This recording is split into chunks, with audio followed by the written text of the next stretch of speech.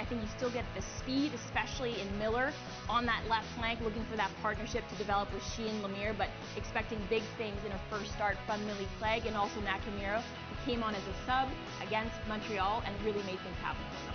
Speaking of Millie Clegg, earlier today she caught up with our own Brianne Foley for the WestJet Pitchside Chat. Millie, you were the first player to be on loan from another franchise, and now you're getting your first start tonight. How are you feeling going into this match here at home in Halifax? I'm super excited. I didn't get to play the first game at home, so yeah, I'm really excited to get out there and have a great result today. I think the girls are really ready for it after our defeat last time. So yeah, we want to give something for the fans to get excited about. So yeah, excited.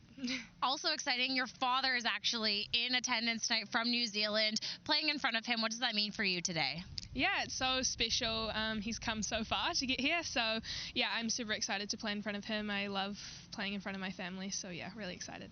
Amazing. Good luck tonight. Thank you. Thank you so much. Have a great day. Millie Clegg, known for being an excellent finisher. And speaking of finishing, Toronto's creating chances, Amy, but struggling to convert, aren't they?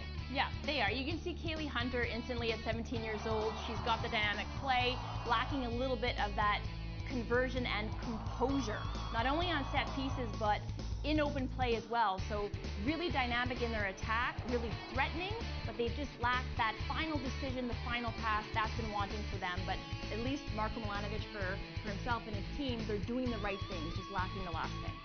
Let's check out the starting 11 for AFC Toronto, brought to you by DoorDash. We see 21-year-old Sierra Cotillard once again getting the start in net. And two changes on the back line, Troy Soto in and Sarah Rollins making her NFL debut. Yeah, great pro debut for Cotillard last week, but I'm a little bit concerned about all the changes Milanovic has made to a back three. So look for how that understanding develops, that communication is key from Cotillard to Rollins, who's that centerpiece to that back line. Toronto's looking to improve in front of goal, as we spoke about, and one of the players who will be looking to get on the score sheet tonight is Kaylee Hunter. Earlier, she caught up with Brianne Foley. Kaylee, at such a young age, you've already recorded your first goal with this club. Being called up to the U20 team is really a testament to who you are as a player. What is it about this formation that lets you excel at your game? I think for me, it really just comes from the teammates and just the community I have around me. You know, like the coaches, everything. They kind of put me in a spot that helps me succeed myself, and just every day I just try to go out there and put my best performance on. This being your first road trip, being able to actually travel with the girls, some of the older girls, what lessons do you take from some of the leaders in that locker room? For me, it's just they're so much fun. You know, they're good people. They're good influences on me, and just there's lots to learn from them. They're really good leaders. They're experienced, and just every day I just try to take away as best I can. Amazing. Good luck tonight. Thank you. Thank you.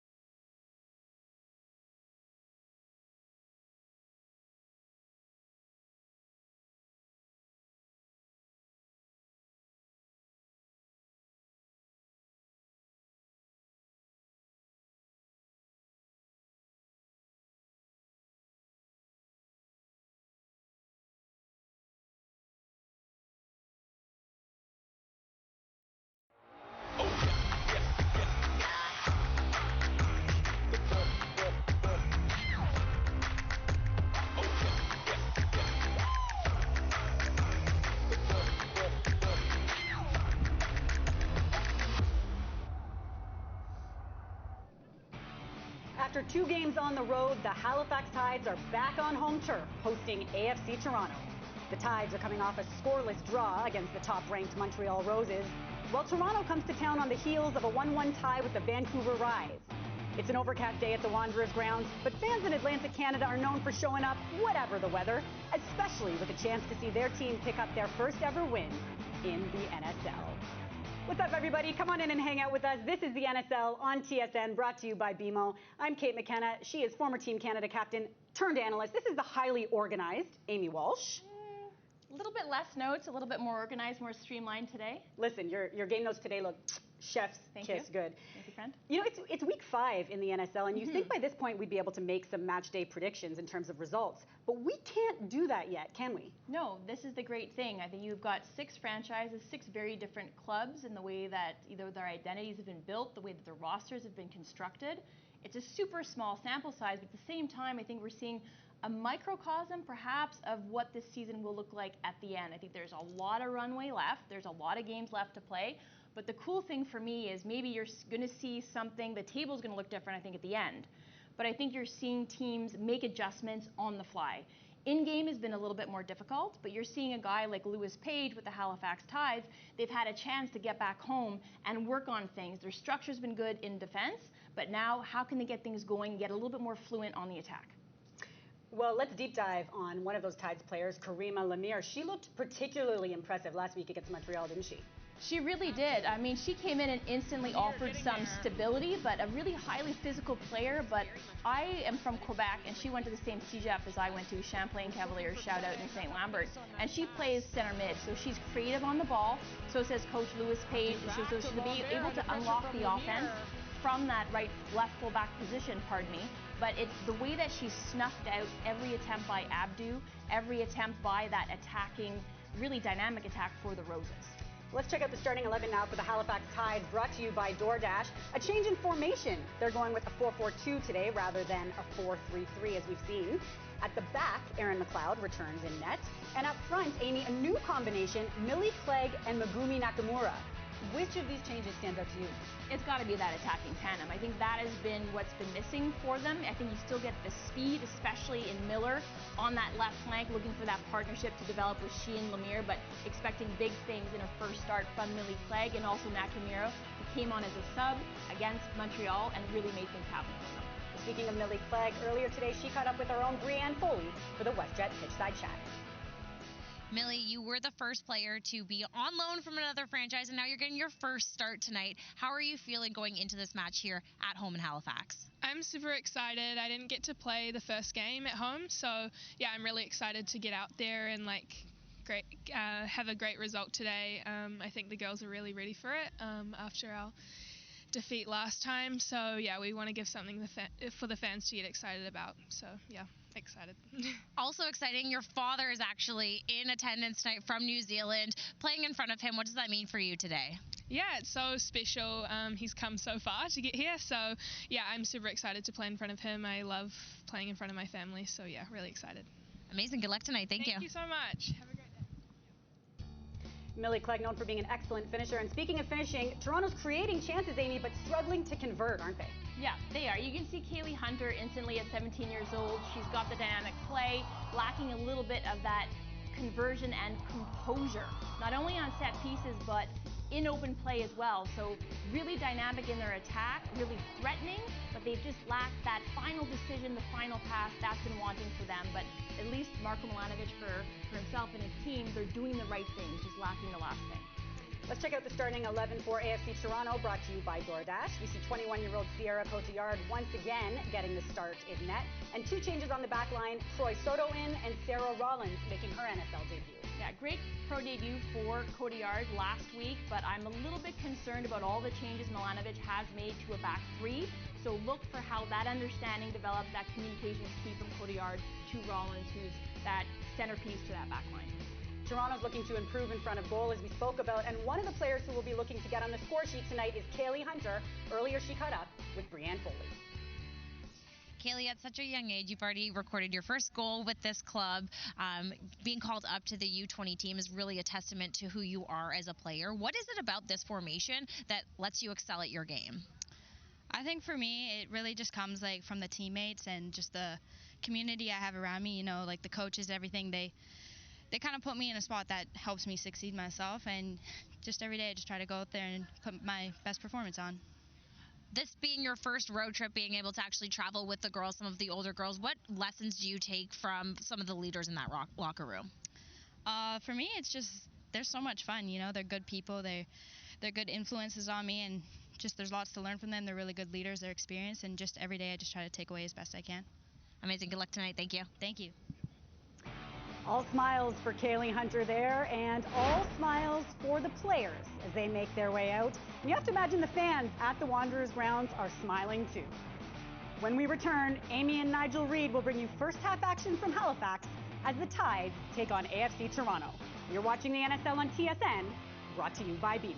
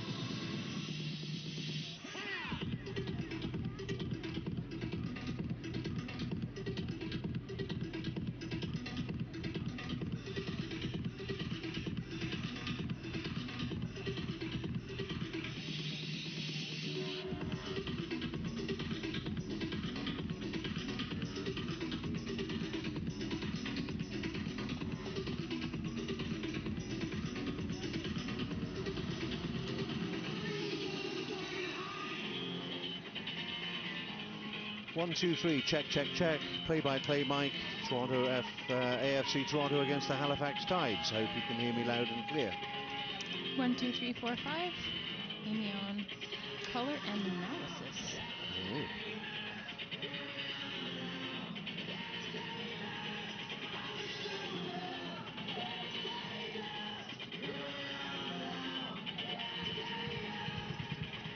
Greetings from Atlantic Canada, where we're all ready to resume week 5 of the Northern Super League, presented by BMO. Every one of the 6 founder members has won at least once, all except the Halifax Tides, who are hoping today will finally be the day they taste victory against AFC Toronto. The home team are showing signs of improvement, but they've got to find a way to break down a Toronto defence unbeaten in its last 2 outings. The weather, it's 10 Celsius, it's cloudy, and the wind is blowing off the Atlantic Ocean, but the fans don't care about that. Halifax Tides in the white jerseys with the purple slash across them, up against the all dark red uniforms of AFC Toronto.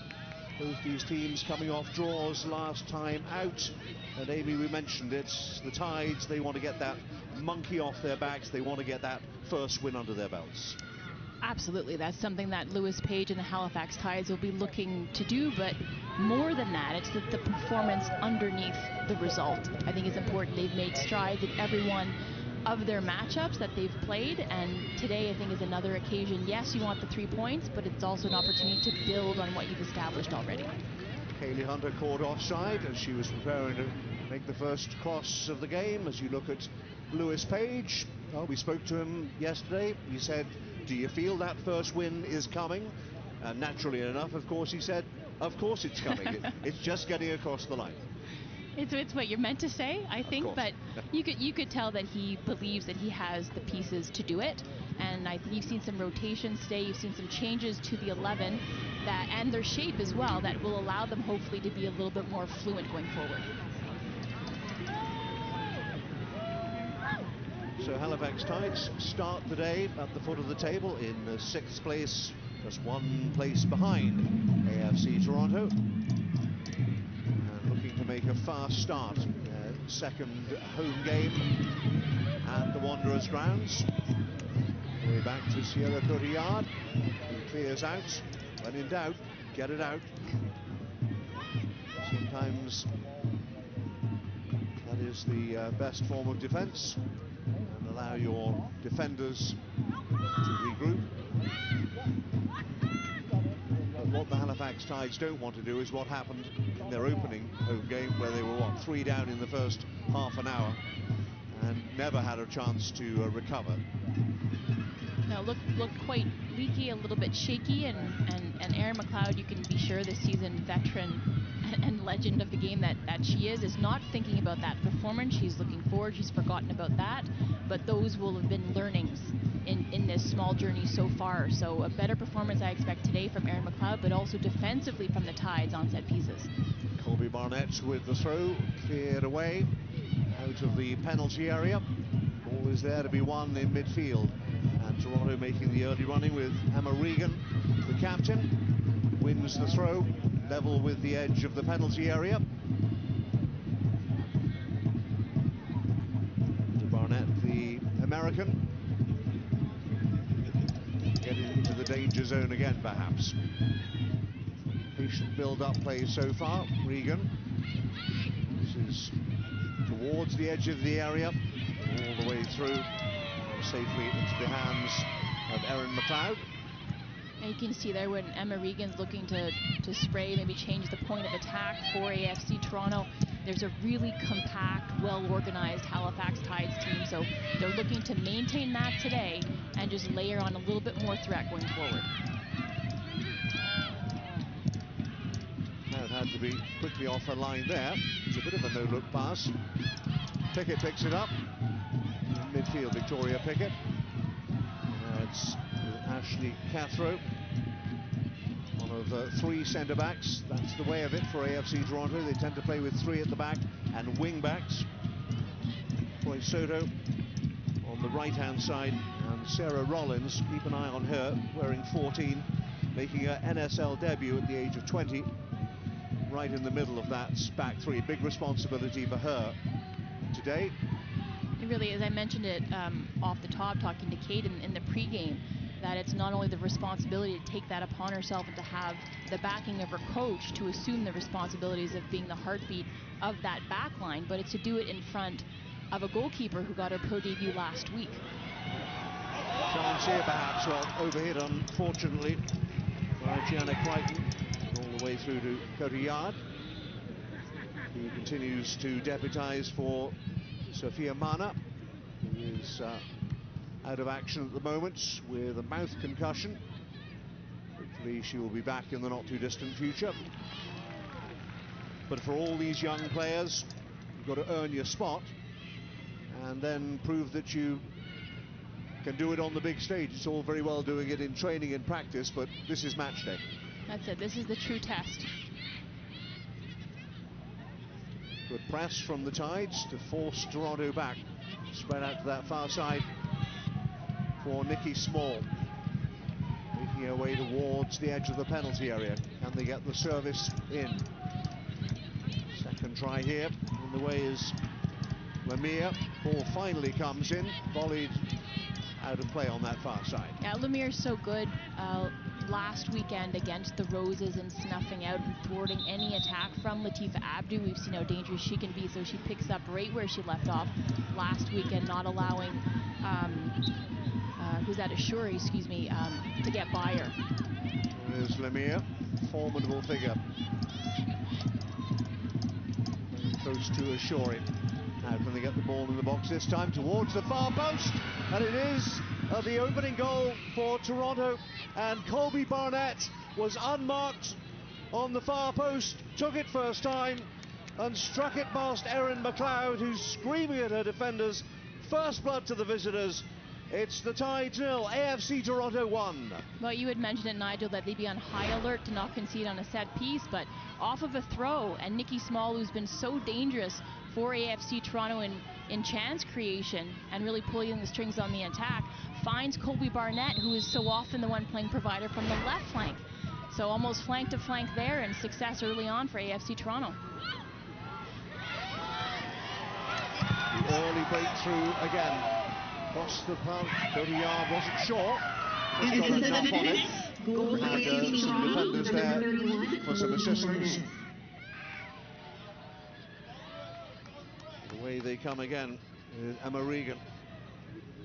Well, flying start for AFC Toronto.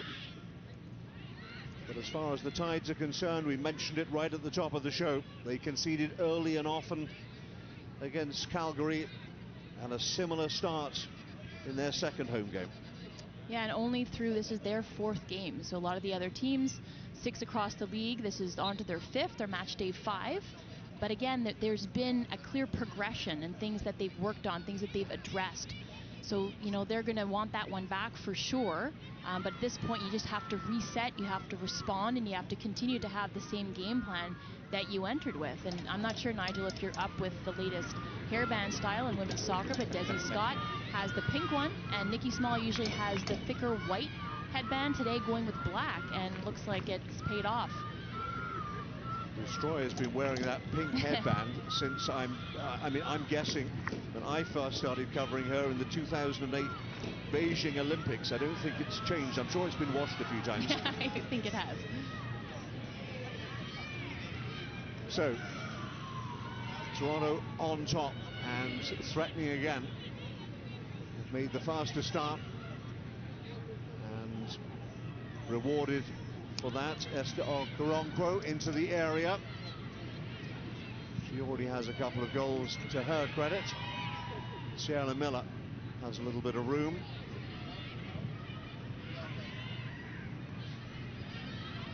Nakamura couldn't direct a header. Millie Clegg, new strike force for the Tides. You mentioned it in the pre-game with Millie Clegg, the New Zealand international, and Nakamura playing up top as a front two. I mean, it's a little bit of a gamble because they haven't played together before. This is the first start for Clegg, And that understanding between strikers is so important, isn't it? It is certainly, and they needed to get the service first of all, Right. Nigel. So you have a team who's done well defensively, set under shape, but just been lacking that attacking punch. Miller's got some room here. Might take the shot on. Would have taken it a little earlier. By the time she decided to pull the trigger, she was being closed down, but she has won a corner for the Tides. Yeah, here we're seeing this great ball from Small again to that back stick. And, I mean, doesn't connect with it all the way, Barnett, but she gets enough of it, and it's placed well enough, it's precise, that it makes it by Erin McLeod. Yes, it was a tidy finish. As it came out of the air, she took it first time, had the confidence to take on the shot, and was rewarded. At the other end, here's the corner from Jonsdottir. And the Tides respond. Plenty still forward in white. That's a decent ball. Jonsdottir again. Across the face of goal. Patient, confident defending.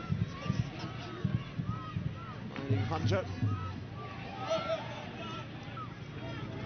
Still Toronto have the ball with Colby Barnett, the goal scorer. And here's Emma Regan, just a drop of the shoulder. I have to call back to that Addie Wickers, I believe it was Wickers, off of the really well swung in corner by Gunny Jonsdottir.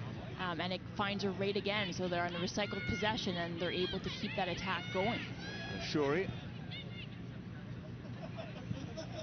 Poronko chips it into the area, just a little too far. And behind for a goal kick.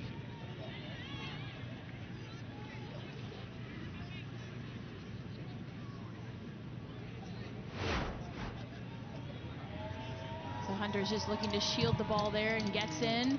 Those cleats are a little bit up there. But I think the fact that Hunter gets in before the challenge is really entered into with the other player, maybe given a little bit more leeway as a result, but that boot came awfully high. She did slide in. Referee saw nothing to warrant a yellow card. Wickers back to McLeod. Out to Lemire on that far side. Wickers again. As the Tides try to play their way out of the back. It's admirable. Sometimes it can cause problems. And there's a fine save from Erin McLeod. And if you give the ball away in those sorts of positions, you need an experienced goalkeeper at the back. Well, it's playing risk versus reward here with Addie Wickers. So if they can catch AFC Toronto, we've seen them be stretched in previous matches. That is where I think the Tides can hurt them. However, it's intercepted, and Victoria Pickett's got her head up. Esther Okoronkwo creates a little bit of a gap, and then she spots Erin McLeod off her line and tries to chip. Doesn't miss by much. Victoria Pickett's denied by the outstretched hands of Erin McLeod, who looks like she needs some attention here. She has powered it behind, so when we restart it will be a corner for AFC Toronto. But McLeod just back into the starting lineup, needing some medical attention in the early going. Yeah, it looks like maybe her shoulder being looked at as she lands. That right arm is caught just underneath her, but actually I think it's her left arm that's being looked at by the trainer, but we'll have to see. But immediately flags something is not being quite right. Yes, indeed, it is her left shoulder being taken a look at. Maybe as she reaches up, I think that's the outstretched hand that she is able to palm away from that Pickett effort. She was rested as a precaution last week, but I mean, athletes and players always want to play, and I'm sure Erin McLeod was eager to get the jersey back on today. And after some running repairs, it looks as though she is fit to continue. Her first job is to organize the defenders around her. And we saw Annika Toth in Montreal at Stade Boreal do a very good job, more than a serviceable job, filling in for Erin McLeod when they were able to get their first point of the season. But we're going to start to see lots of rotation between these teams as they take a look at the schedule and what's upcoming. So Emma Regan, arm raised, ready to swing it in right-footed towards the back post and past everybody, and drifts behind for a goal kick. Now just shepherded out there by Olai. Understands and has got the awareness on that back post. to say that she can just let that run out safely. Marko Milanovic there, just caught a glimpse of him talking about the fact that, in his opinion, the Tides were tough to break down, dangerous on set pieces. So I'm sure he and his players have done their homework. As McLeod clears up towards halfway. But haven't seen too much of the Tides as an attacking force just yet. All the way back to Cotillard. Returns the favour to Sarah Rollins. Sliding in again. It's going to be a throw on that far side to AFC Toronto. I think you're seeing a front-footed AFC Toronto side start decisively, and that's a heavy challenge there on Marie Kagay. So the Tides will restart here with some possession, but I think this formation shift to a 4-4-2, it might unlock more. The potential's there for them going forward, especially with that attacking tandem. But you've got an overload in the middle of the park with AFC Toronto. Pickett square. And some room on this near side for Barnett. Patient build-up play at the back. Small takes over. Further right. It's a great run by Nikki Small, just able to recognize where the space is on the pitch to progress the ball up, whether it's via pass or via dribble. Cathro getting involved, continued her run. Cathro again, taking the return pass and forcing the throw deep inside Halifax territory. I think instantly on that left flank, Nigel, when you've got two natural left footers in Cathro and Barnett, you've just got so many more options. It's a precious commodity, isn't it? It is indeed. Hunter wasn't that far wide from the 17-year-old who's already scored in the NSL. Cloud saw it coming, had it covered. Yeah, just a simple little play. More often than not, throw-ins can create so many problems for the opposition, but you know, Kaylee Hunter will always turn and face goal, and no matter how far she is from goal, she'll always try her luck. So doesn't really test Erin McLeod there, but has to stay sharp in between the sticks for the Halifax Tides. Teenager from Calgary, Alberta, already a Canada U17 and U20 international. Kaylee Hunter, big future ahead of her.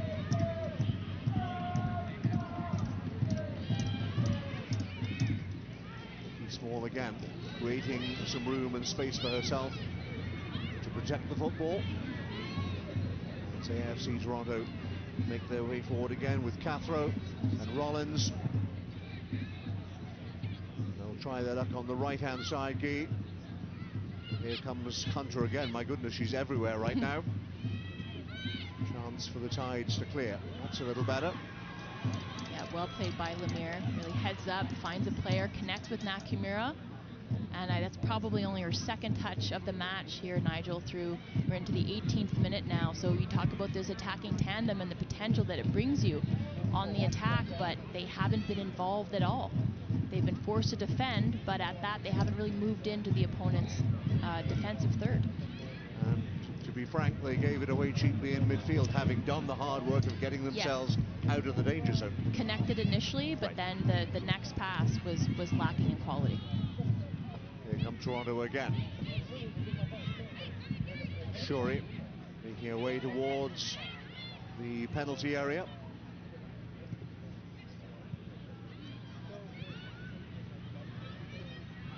They come for Cathro. Further wide to Barnett. Good quick feet from Colby Barbette, and that's a decent ball as well into the area. Here come Toronto again, threatening a second goal. Pickett! It's just too high. Terrific build-up play, and frankly, Pickett might have done better.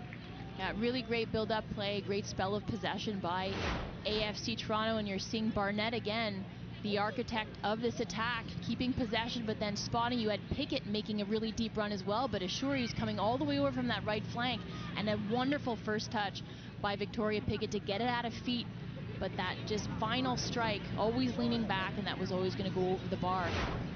But good variety on the attack, I think we've seen so far from AFC Toronto, not only in this game, but across, the beginning of this NSL season. And rewarded for it so far as they're on the score sheet. Again in midfield, Toronto FC, AFC Toronto, I beg your pardon, pick up the loose ball. Barnett looking to get involved again. Now Okoronkwo trying to play the 1-2, didn't quite come off. A chance for Norcus to clear.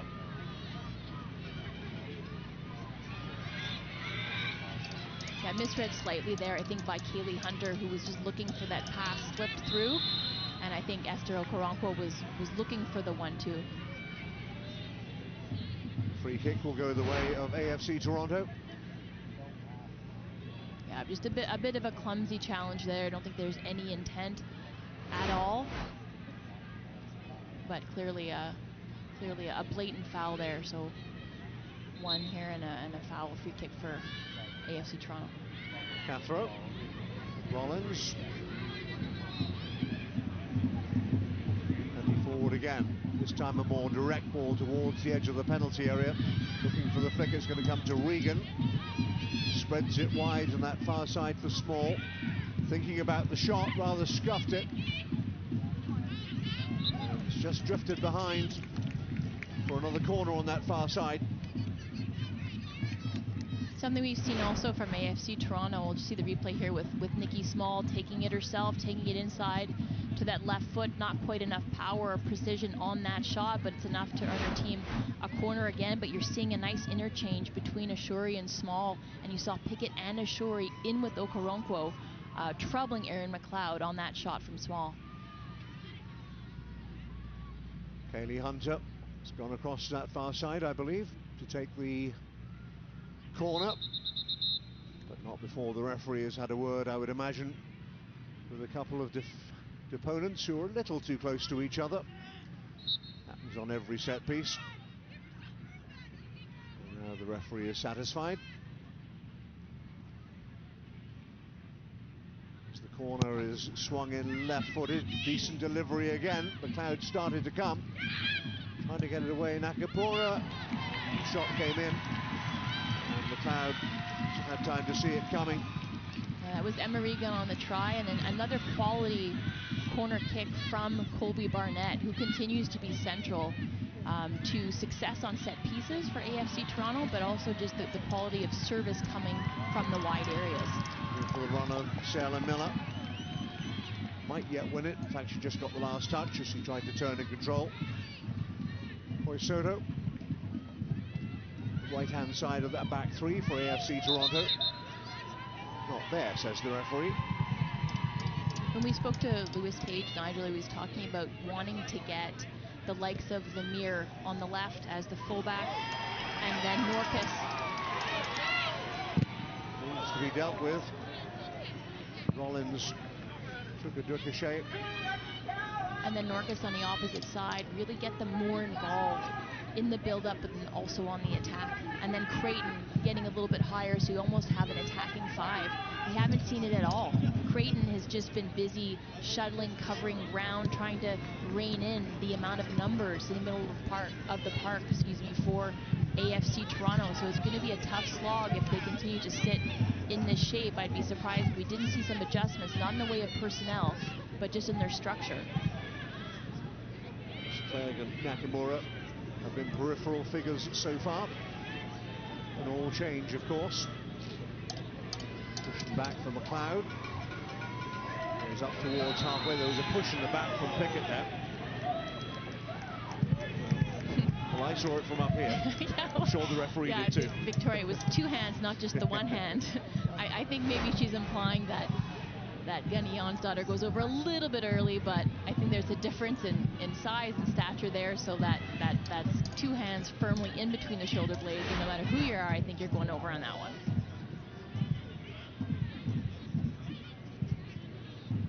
Regan, clever turn, finds Pickett. Had that opportunity, 4 or 5 minutes ago. Had the time to set herself, but went back and hoisted the ball over the bar. Didn't test McLeod.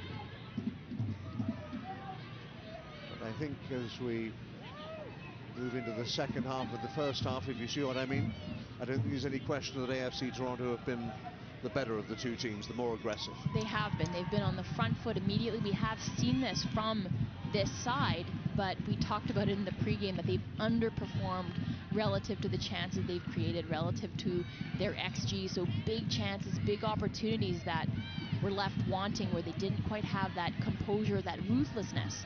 And today, immediately you generate a big chance, and it's in the back of the net. So I think they have to be feeling good about that. And then the onslaught has continued here as the Halifax Tides are unable to get out of their own end. Good press from AFC Toronto, just worrying the defenders and forcing the error. And out of play for a Toronto ball. Good turn by Regan. And not for the first time. Spreads it to that right-hand side, makes her way towards the edge of the penalty area. Pickett is there as well, if she can be found, and the header. McLeod saw it coming from Okoronkwo. And again, she's berating her defenders for not dealing with the cross that came in. Save was comfortable enough. Emma Regan's doing such a tremendous job for AFC Toronto, just in the middle of the park, recognizing when to speed up the play, when to slow it down, when to spray the ball wide. Finds a Shuri and is able to get it in, and then you've seen this time and time again, where Shuri's patient enough, she's in the box, she stays there, brings it to her left foot, and not enough power generated on that header. It's not an easy ball. Okoronkwo is always coming back, so it's going to be difficult to nod that ball down with any sort of power, and McLeod deals with it quite easily. But lots of opportunities we've seen, and I think Okoronkwo needs to do a little bit better with her head in the finishing department. Pickett with the ball into the area for Miller, and she's won another corner for AFC Toronto. Most of the action has been in and around the Halifax Tides penalty area in the opening 25 minutes. And the visitors will be perfectly happy with the state of play. He won't be, I suspect. Still a lot of time yet, but I think there needs to be some adjustments, certainly, and a little bit more quality when they're trying to build, or just simply give themselves a little bit of a respite, because they've been under duress by AFC Toronto. Plenty of targets to aim for, 4 in the 6-yard box alone. McLeod and her defenders need to be aware as the ball is floated towards the backstay again. Okoronkwo with the header, beaten away by Wickers. The immediate danger passes. He got the last touch. Yeah, it looks like Millie Clegg did enough there to win a throw for her team, which is good. They're finally into the opponent's half, and that's what you want. You need a big body like Clegg, who also has the quality, will give them a little bit of threat up top, but sometimes you just need to be that outlet. You need to hang on to the ball and allow your team to get numbers up the pitch. Lemire, touch inside, finds one challenge, and then draws the foul. Yeah, the teammates can advance a little further. Trying to get on with it quickly. That was the challenge from Ashuri. Yeah, well done by Lemire to recognize that, yes, she's a fullback, but she's not going to be hemmed in by that touchline, and takes it inside and wins her team a free kick. Well, Ivanovic was saying Halifax can be dangerous on set pieces. Let's see if he's right. He's got here, preparing to deliver into the area. Maybe this is the moment for Clegg or Nakamura or one of the big players up from the back. Dangerous looking ball. And did it clear everybody? Did indeed. Yeah. And behind for a goal kick. The towering ball lofted to that back post. I think maybe if it was swung in with a little bit more venom, it would have allowed Alai to adjust herself and get on the end of it, maybe head it back across goal. That's maybe how it was designed or drawn up. It doesn't quite come off, so you got the distance, it lands in the right area, but I think the quality of service could be improved from Jonsdottir. So another opportunity for AFC Toronto to play their way out of the back, leading as they do. That early goal from Colby Barnett. And they've threatened to add to their lead, hasn't happened yet. That'll be McLeod's. If you're just joining us, firstly, you're very welcome. And Secondly, if you're a Halifax Tides fan, there's not too much to write home about yet, but we're only a third of the way through the contest.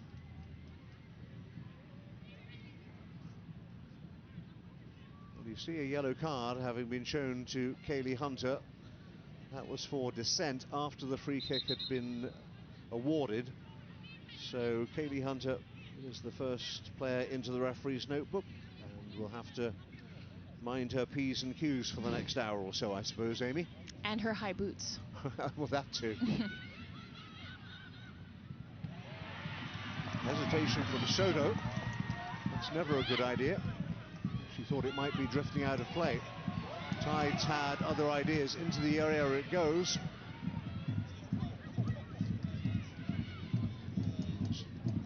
Toronto bringing the ball away again, over halfway. That's a little short from Okoronkwo. And here's Nakamura. Support is beginning to arrive for the Tides as they look to get back on terms as we approach the half-hour mark. Here's Miller. Can she provide the service? Referee's blowing her whistle. Miller is penalised, and she's not happy about the decision. The good news here is she's far away from goal, but this is good attacking play. Good initiative shown by Nakamura, who tracks back, and a bit of a casual, careless ball from Okoronkwo. And then there, I don't know about that. She maybe has a little bit of a case, Sarah Miller there, to say that maybe that just referee should have allowed play to continue. But better initiative shown by the Tides, and hopefully this will give them some confidence so they can claw their way back into this match. It's still only 1-0, but the balance of play has been firmly with AFC Toronto.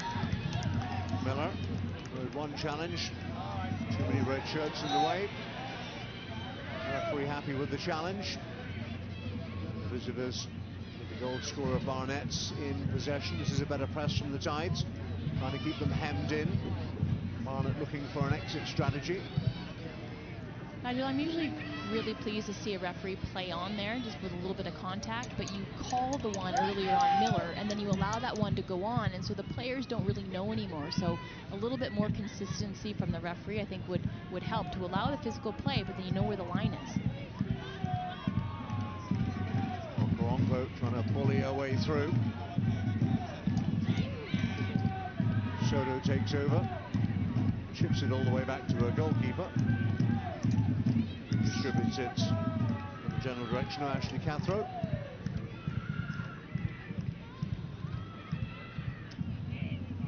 Well, there's the possession stats to this point of the game. It's getting on for 60-40 in favour of the visitors, and that should surprise no one. It's certainly what AFC Toronto have done with the ball. It's one thing to possess it, but it's another quite entirely to be purposeful and intentional with it. So this team has gone vertical when it's required. You're seeing Route 1 occasionally, Soto trying to find the likes of Ashuri or Pickett or Small trying to get forward, finding the seams between the center backs. But they've gone at players and they've sprayed the ball wide. You've seen attacks, crosses from wide areas as well. Ball is there to be won in midfield. Halifax Tides wanted it more now. Can they make something of this? Going forward for the time being, Norcus. Referee says play on. There's a Halifax player on the deck. And out of your view, the referee does finally blow her whistle. Challenge was on Crichton. And then, yeah, gets her fingers stepped on, I think, just for good measure there, just to add insult to injury. And then Pickett was in the wars after that initial challenge.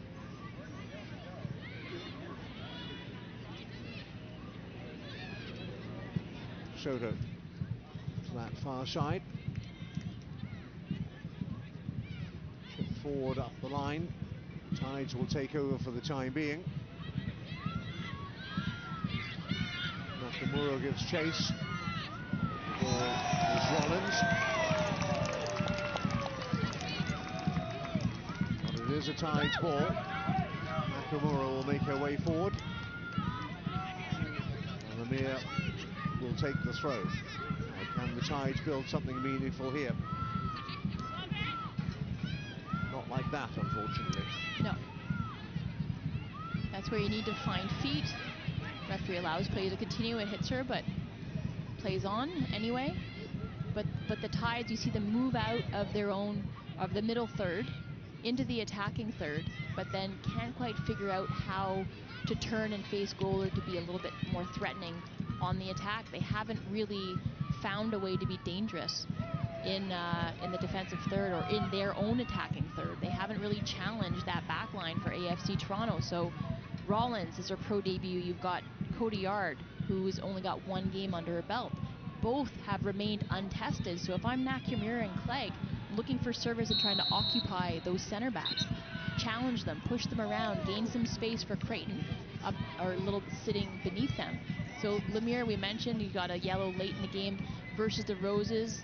That physical aspect of her play is paramount, I think, for their success, but picks up a caution there, and she'll need to be careful, same as Keely Hunter will as well. So 2 early yellow cards, 1 for each side.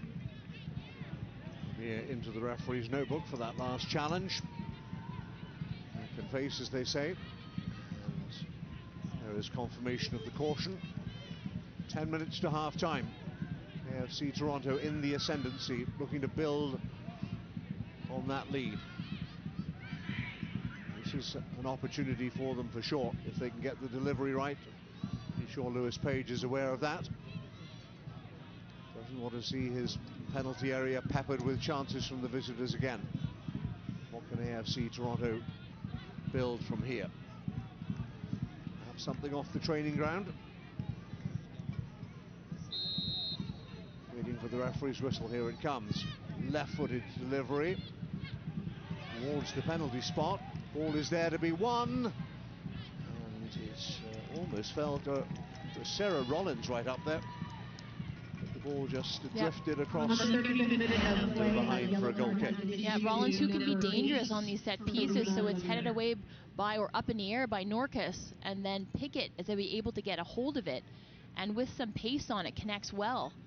Almost finds Rollins at that back post, and Rollins can certainly be dangerous. You've seen her career, a shining one at that for UBC Thunderbirds. So while it's her pro debut, she understands not only how to control that back line, but how to threaten going forward as well. Indeed, Rollins, recipient of a pair of U-Sport national championships with UBC, and now making her name in the professional ranks. AFC Toronto look comfortable, they look confident in possession. Cathro picks it up. Curse of the commentator, Nigel? Of course. Happens 99 times out of 100. Barnett. Comfortable in possession, rolls under the cleats. Okay, Nikki Small finds the goal scorer Barnett. Looking to find the service. Wins the throw. Will settle for that for the time being. Small is there in close attendance. Barnett trying to make room for the cross. Not particularly convincing defence away from the immediate danger zone, but it's going to be another throw to the visitors. So this player can stay forward. You're seeing the myriad of ways that AFC Toronto can hurt you if you're the opponent, or if you're the Halifax Tides. It can come from the service of Barnett, either an open play or from a set piece. It can come from that attacking tandem and Kaylee Hunter and Esther Okoronkwo, or a deeper line position in Emma Regan, or Pickett or Small coming from deep into midfield. Here is Small. Just overran it. Arm on the shoulder there. Was spotted by the referee. It'll be a free kick for the Tides, just relieve the pressure momentarily.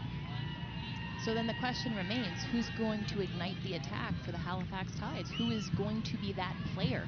So I think you see the changes both in formation but also in personnel, with Clegg and Nakamura up top, but we have seen very little from them. Well, you need that ball-winning midfielder who can also create, to actually give those top two a chance, something to feed off. either do that or spread it wide out to the wings. It just hasn't happened yet. That's gone out of play. I'm pretty sure it has. Nikki Small running out of real estate. I think Creighton has that potential for the Tides, but right now is so busy shuttling around, covering ground, chasing shadows, because they're outnumbered in the middle of that pitch. She and Gunny Jonsdottir, it's very difficult to try to generate anything or orchestrate anything for themselves on the attack. Miller into the area. Was looking for Millie Clegg. We've barely mentioned her name in the first 39 minutes.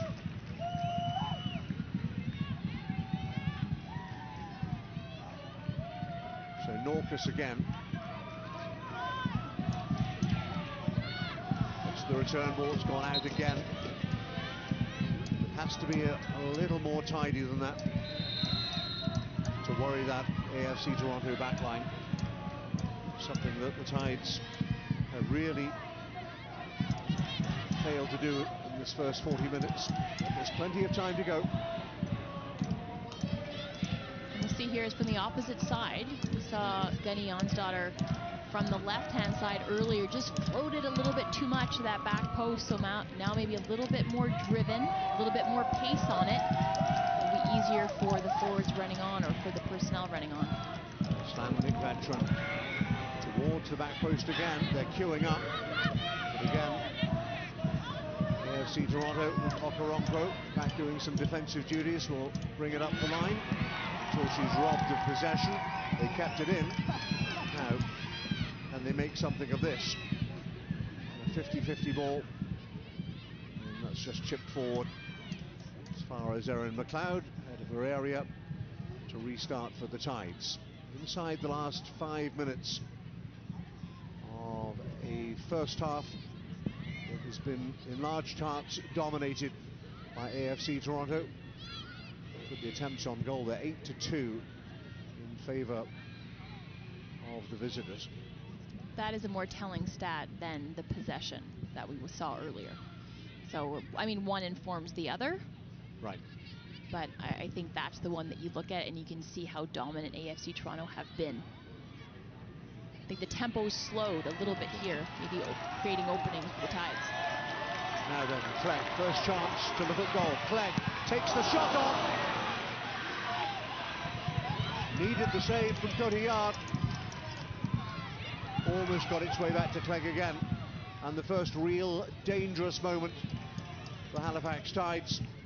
The AFC Toronto goalkeeper was up to the challenge. And you see Nakamura again be central to that attack. A bit of confusion at the back as Cotillard came, had to push her own defender out of the way. The goalkeeper always wins there, Nigel. Absolutely right. As they should. When you call keeper, get out the way as a defender. You hear the call, trust what's coming from behind you. As a very average goalkeeper of many years standing and many years ago, whether your defenders listen to you or not can make all the difference between right and wrong. But were you always in the right? Always.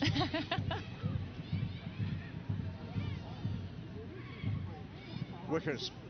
That's long hopeful ball forwards. They've won themselves a throw in a dangerous area, and then failed to hold on to possession. Not for the first time. Barnett's. That's clever. It's neat and tidy.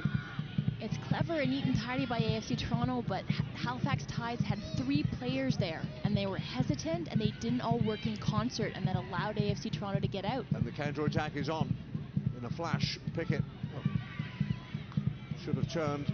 She knows it. Just took her eye off the ball momentarily. And it escaped her. Guy. Back for Norcus. That central defensive partnering of Wickers and Olai. Swedish centre-back. Lemire. Ball was on there. Might still be. Fans realise it. Early ball into the area. A tussle of legs. No foul. And in these last few moments of the first half, the Halifax Tides have begun to threaten in earnest.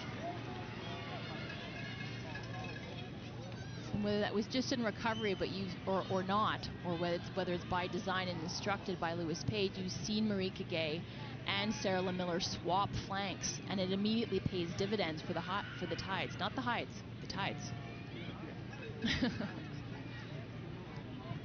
Into the final minutes of an absorbing first half.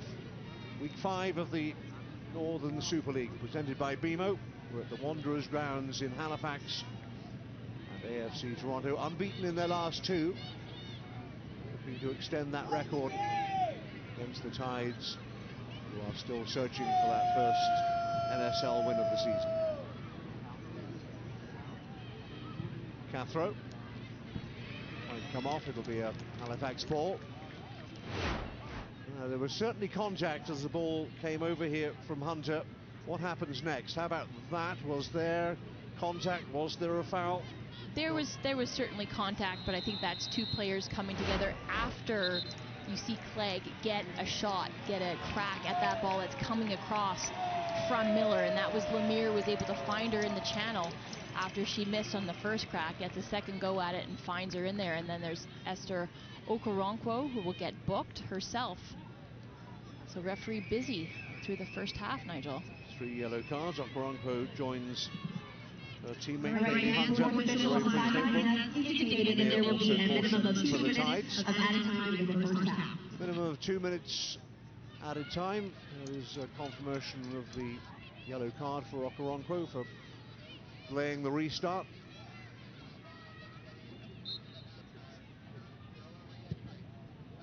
McLeod chooses to go left, finds Lemire.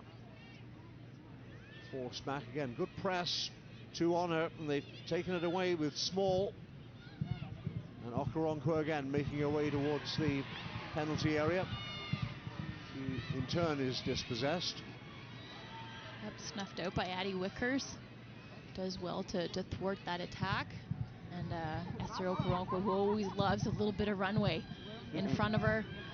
You know, strikers aren't known to defend, but she drops back and then is able to carry the ball and has acres of space in front of her. That's when she can be dangerous.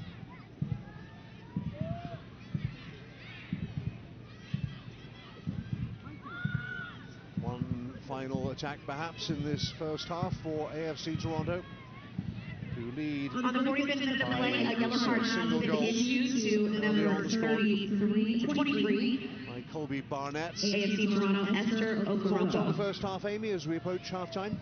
I think that Lewis Page is probably encouraged, and the players on the pitch as well for the Halifax Tides, that they've kind of surged into this match late on. They're going to probably enter the locker room down a goal, but I think this uptick in play bodes well for the second half.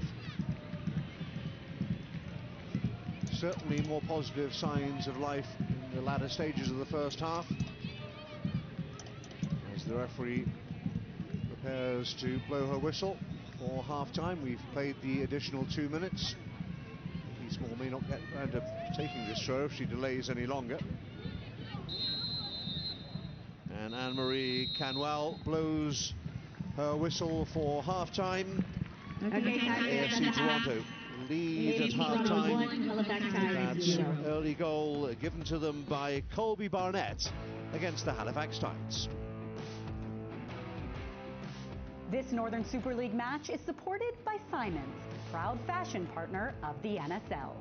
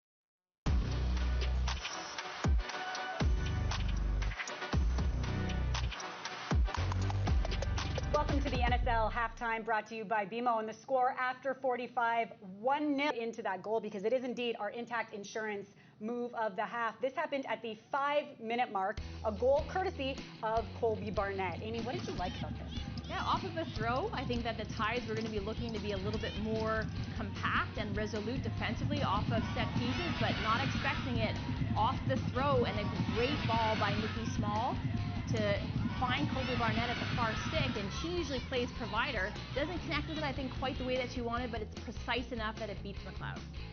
And Marko Milanovic clearly thrilled about that one. Let's check out the stats, though, because sometimes, as you point out, Amy, the stats tell the story, and sometimes they don't. And so when you look at the stats, you know, as you and Nigel spoke about in that first half, possession maybe doesn't tell the story, but shot differential really does. It has to be purposeful, intentional possession. There's also progressive possession. I think that's exactly what AFC Toronto is doing, and you get that number contextualized a little bit with the 8-3 total shots, and also the win here, or the advantage in the way of corners. You can see where they've spent most of the time in this first half. Save for 5 or 6 minutes at the end, it was firmly tilted in the direction of Erin McLeod. You know, after that goal, AFC Toronto really didn't let down. There was so much variety, and they're attacking so many chances. What are they doing so well in order to create so many opportunities? I think they've been calm. There's also a recognition, you know, that they're going to put their foot on a ball when it's required, but they're going to speed it up also when that's needed. And Emma Regan is really quarterbacking from a deeper line position, but you're seeing lots of interchange across that front line. You're seeing Nikki Small and Shayna Shuri, one slip inside, one create width on the attack, and you're seeing Pickett and Small get really involved, and Pickett occupying the likes of Wickers and Sarah Olai, so creating issues there. And then the other players, third man runs, are able to get numbers in a box to flood the box, so they're available for the service from Barnett or Small or a Shuri on the right. They've been really busy, but they've also shown the quality in that attacking third. Well, listen, 1-0 is not an insurmountable lead. So Halifax has 45 more minutes ahead where they can potentially mount a comeback. The score at the half, as I say, 1-0 for AFC Toronto, thanks to a goal from Colby Barnett. And there's Jocelyn, my girl. We'll see more from Jocelyn after this. You're watching the NSL on TSN. This Northern Super League match is supported by Toyota, proud founding partner of the NSL.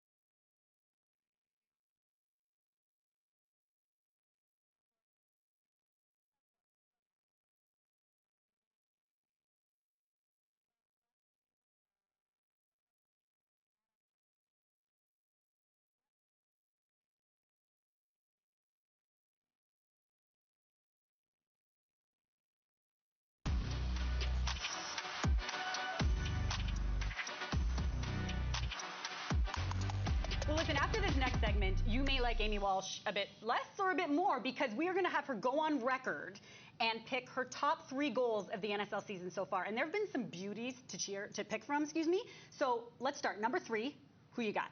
Number 3, I've got Mina Lee for the Ottawa Rapid, and I love this goal for the individual brilliance shown.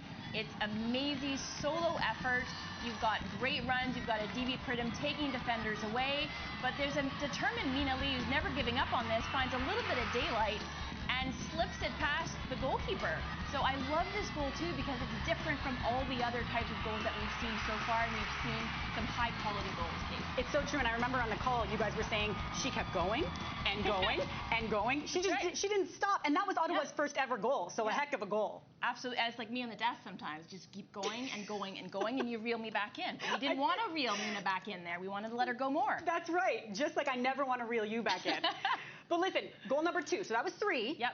Second best goal of the NSL season so far. Right. So we've seen some great hits. Yep. And honorable mention to Kazaki for her goal just outside the 18.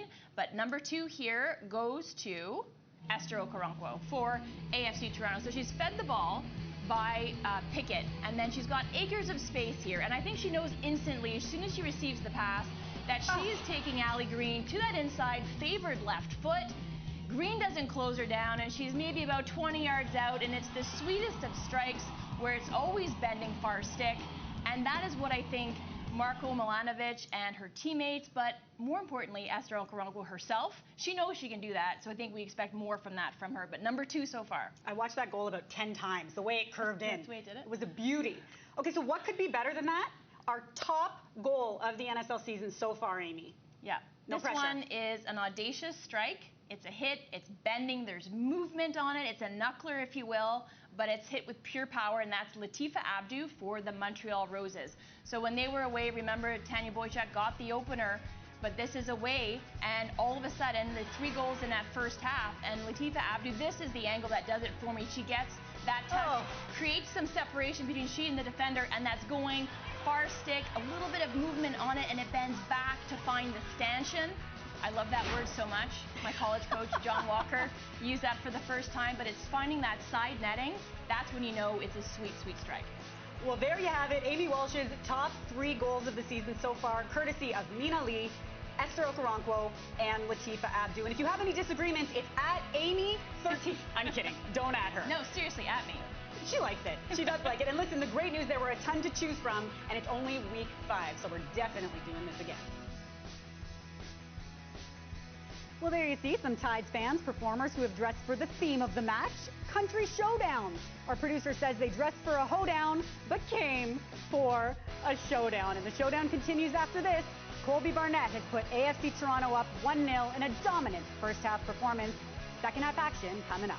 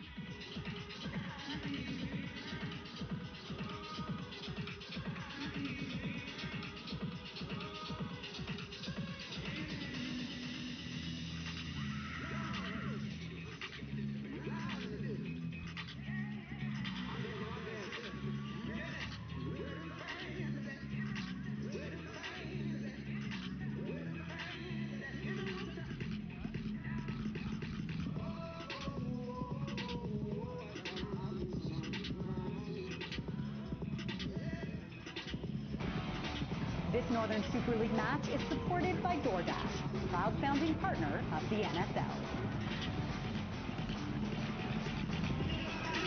A very warm welcome back to the Wanderers grounds in Halifax, Nova Scotia. It's week 5 of the Northern Super League. It's the Halifax Tides looking for their first victory of the season. They're up against AFC Toronto, unbeaten in their last 2, and they hold the lead at half-time. A lead given to them after just 6 minutes from smart finish from Colby Barnett. Nikki Small with the assist. We've seen 3 yellow cards, and Erin McLeod beaten again. She's been at odds on occasions with her defenders, but I'm sure Lewis Page there has had some words in terms of going forward, in terms of offense, in terms of making those chances pay, as we saw towards the end of the first half. That's the Wanderers grounds. So there is a half-time substitution for the Halifax Wanderers, and Sid Kennedy is coming in. There she is, wearing 32. And, clearly a move from Lewis Page to get more out of their offense and to threaten that goal more often. Second substitution is the introduction of right back Eva Fremont for the Halifax Wanderers. So a couple of changes at half-time for the Halifax Tides, as AFC Toronto in all dark red get us underway. The start of this second half, attacking the goal to your right. Early possibilities here. Miller trying to get the ball across. Hunter, I beg your pardon. It's going to find its way back to Nikki Small. It was given away at the expense of an early corner. Nikki Small heavily involved in that first half. They've got a knock there in the challenge. I think she did. I think he comes in and isn't going to let her turn the corner there, and kind of leaps into that tackle. Comes to ground and ends up coming off a little bit clumsy, doesn't make direct contact with it, and catches a little bit of Nikki Small's instep. Fair to gauge, she got ball first, did what she needed to do. It may have been the way that Nikki Small actually landed. Substitutions, just confirmation then. Fremo for Norcus, start of the second half. In the back line, and Kennedy up front. And I don't think that's an indictment necessarily of the performances of Miller and Norcus, but I think Norcus coming off a good strong performance at Stade Boreal versus the Montreal Roses. She could have been a little bit livelier going forward. I think Lewis Page was looking for that from her, but she was a little bit tentative through the first 45, so I'm not surprised to see him not necessarily change tactics, because it's like for like there with Eva Fremont, but I think he'll get a little bit more dynamism going forward. All right, coming into the second half substitution for the Halifax Tides. Down that right flank. You saw it a little bit with Miller on the left, 45, especially in the waning moments of that first half, Nigel, as it seems that the Tides attack finally came to life. Small, as you can see, still receiving attention. Leaving 13, Kylie Norcus. And AFC Toronto will continue temporarily with 10 against the 11 of the Tides. Just a delay while the referee has a word in the penalty area. Touch tight, no bear hugging, says Anne-Marie Canwell, our referee. It all resumes again, of course. Early opportunity at the start of the second half for AFC Toronto. Decent ball into the area. McLeod got something on it, but it's not totally away yet. Still plenty forward for the visitors. Barnett trying to sweep it into the penalty area. Chance for the white jerseys of the Tides to get it away, making a bit of a meal of it. Finally up towards halfway. Koisoto back for the somewhat underemployed Sierra Cotillard. Did have that big save though from Clegg at the end of the first half. And there were signs of life, weren't there, Amy, that the Tides did have something to offer offensively in the last, what, 5-6 minutes of that first half. Yeah, absolutely, where the tempo had slowed for AFC Toronto. They were still as dominant, but as that first half closed out, I think you saw the Tide start to put the pieces together, at least in the opponent's half. And you saw Clegg, that great pass from Miller across the face of goal, squares it across, doesn't quite get a touch to it, and then she had another great shot where the one you're mentioning, where Cotillard had to be at the ready because it was a phenomenal ball by Nakamura to spring Clegg, and they finally get that shot on frame. So more of that, hopefully, from the Halifax Tides in the second half. There is Croy Soto, the American defender, as we've become used to. And Marko Milanovic, an advocate of playing a back three centre-backs and wing-backs, so it can collapse into a back five from a defensive point of view, but it does give those wing-backs a chance to push on offensively.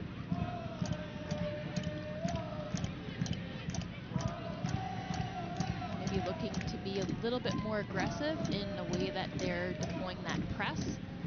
And you can, the team, what they've done well, even though they're still searching for that first victory, is the structure's good. So whether they're in a high press or not, the team parts are knitted together. Halifax Tides into the area. Soto, right place at the right time, clear it out initially. And then Barnett bangs it forward.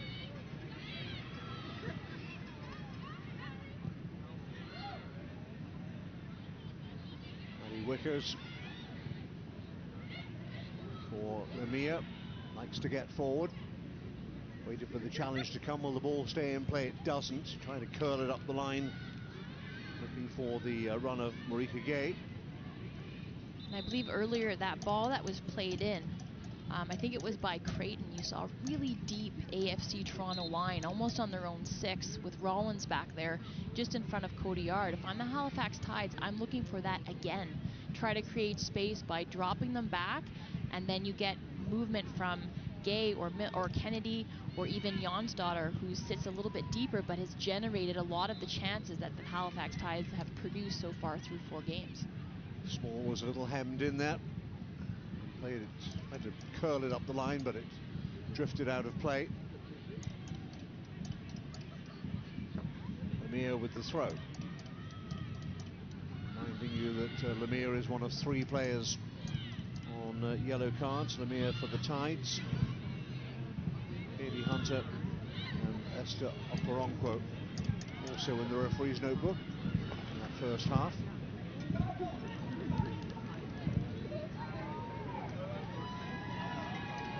Soto and Rollins in no great hurry at the moment.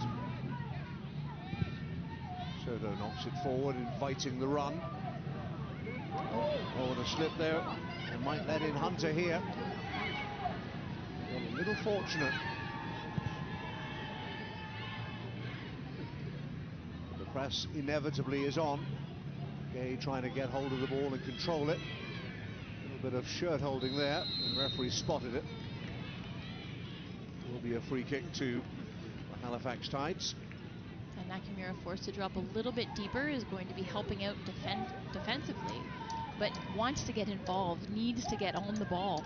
So if she has to drop deeper to do it, I think that's how I see that pairing working out anyway in that attacking tandem between Clegg and Nakamura, is that she's going to drop back and link play up a little bit more, and Clegg is going to create the depth on that attack, but we just haven't seen them in possession enough. And once again, the Tides give it away cheaply in midfield, handing possession. Kept in play initially by Regan.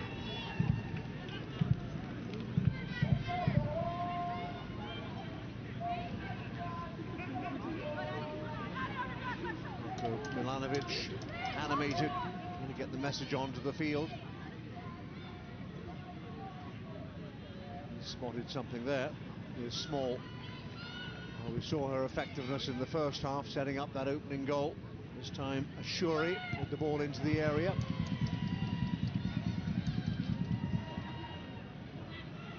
Clegg trying to turn, but they need her further up the field. She needs to be one of the target players. Does enough there to get them out of danger, though. Connects with Gay. Right. But agree with you wholeheartedly. I think the team in its entirety needs to get further up the pitch. and see a little bit of that build-up play, or just trying to find some dangerous areas. We haven't really seen them provoke the attack in that way yet.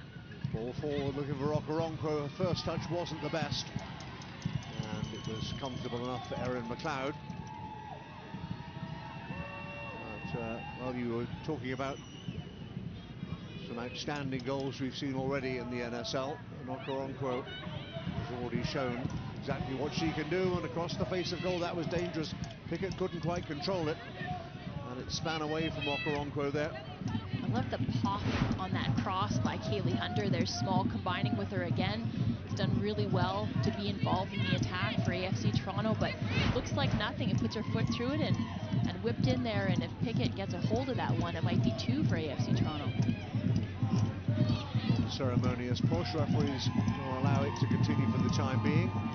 Gay, Wickers, square ball, a slightly dangerous one. Gay had to be really quick there. Now, chance perhaps for the Tides to come forward, but too far ahead. Everyone, Cody Yard is across to cover. Nakamura and Clegg not really generating or creating that understanding yet, where they're both running in behind. Nobody's checking in. So I think still a little bit of wrinkles being worked out there between that attacking tandem. I think it's probably fair to say that all the teams are trying to find their own identity, their own rhythm. You know, the players themselves in the early weeks of the Northern Super League, you know, by definition are not going to always be on the same page. Now Okoronkwo is onside here. Okoronkwo really should score, might get a second chance. Oh my goodness me, off the line when it was easier to score. And Olai screaming that was offside. Well, there was no flag, and Olai on the goal line managed to clear it away. And really Okoronkwo should have doubled AFC Toronto's lead. Olai saves it off the line, and then indignation lifts her arm up and says, assistant referee, that was offside.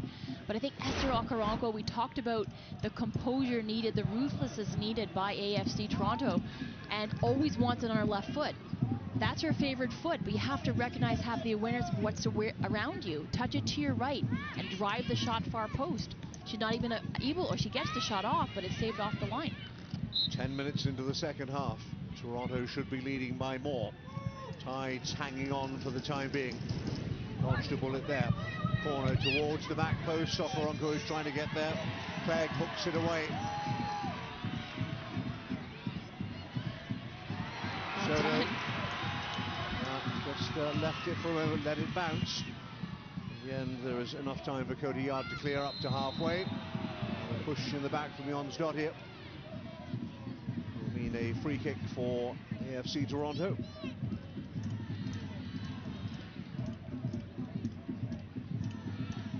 So the way back into the match here for the Halifax Tides might be in attacking transition. So Creighton's able to win that foot race. You get the AFC defender to back off a little bit, lacks a little bit of precision with that ball in behind, but that's where the space is now for the Halifax Tides. So if they're able to keep AFC Toronto from doubling their lead, perhaps there's opportunities here for the Tides. And then here is the substitute, Sid Kennedy. Couldn't win that foot race, and Soto did her job. And then the goalkeeper almost gave it away. It will roll out of play.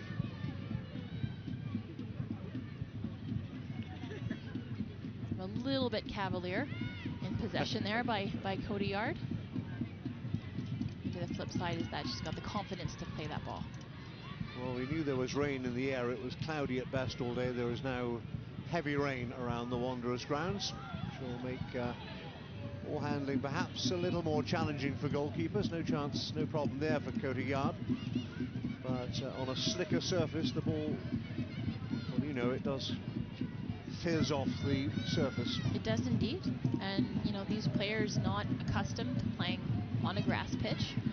You know, you've got maybe that home field advantage that was negated early with Barnett's goal. But maybe it's something, if you can keep them pinned in here, apply a little bit more of a higher press, and then the instinctiveness and the initiative shown there by Nakamura doesn't quite have the power on that she would have liked, but the idea to test Cody Yard, I like.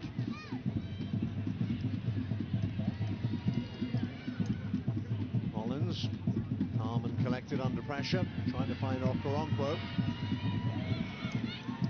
But the Tides have other ideas here, and the shot is just wide.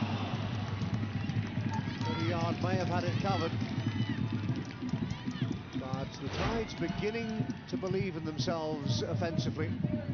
Yeah, Creighton steps up here, and no player, no defender from AFC Toronto steps out to her and says, okay, I'll have a go myself. And it's exactly the type of shot that we were talking about, Nigel, one that's just skipping through, causing headaches and problems for the goalkeepers. But that play was started by the heady movement and the anticipation by Sarah Olai of the back line to step in front and to win that ball.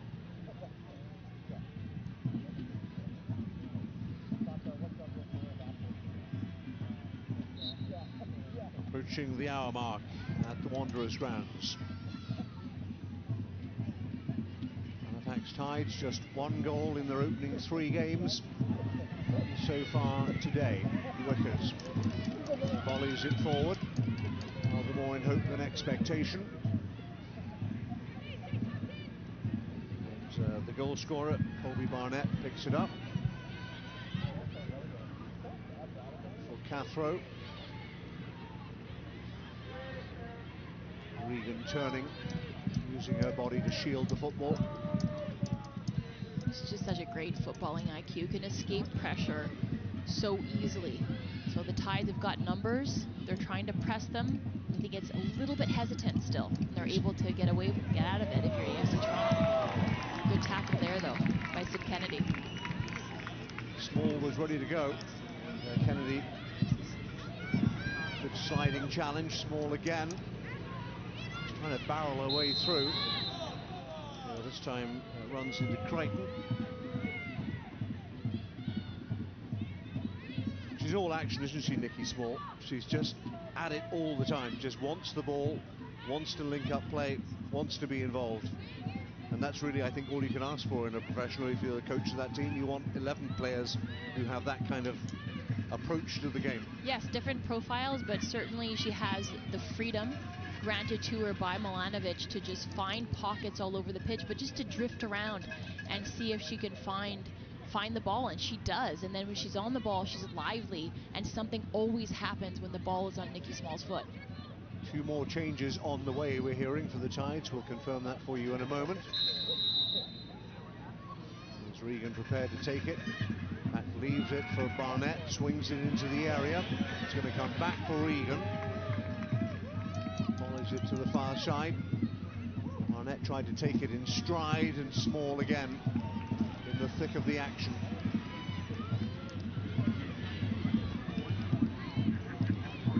Challenge, says the referee. I thought Creighton could have just pushed that ball wide, Nigel, and gone. Dangerous again, Lemire had the coolness to turn the corner. It's Toronto possession again. Trying to thread the needle through to Hunter. It almost came off. Kennedy will bring it away for the Tides, but only as far as Soto. I think Victoria Pickett there had it in her head that she was always going to give the ball to Hunter. Regan's given it away to the substitute, Kennedy. Has that gone out for a corner? I believe it has. So, two more changes coming for the Halifax Tides, as you can see. Christabella Duro and Daphne Blouin are on their way. Duro, a striker. Blouin can play a variety of positions. Not yet, though, not before the set piece.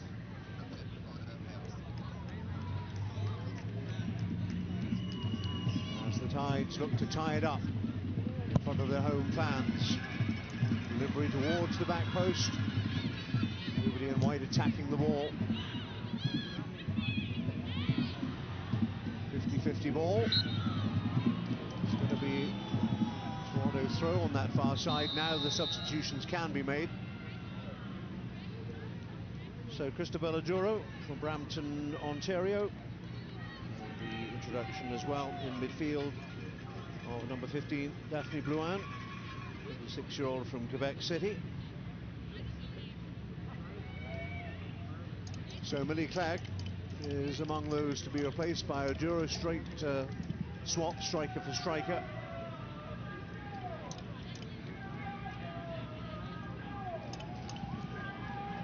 Substitution for the Halifax Tide in the 64th minute. Entering is number 7, Christabel Oduro, leaving 22, Millie Clegg.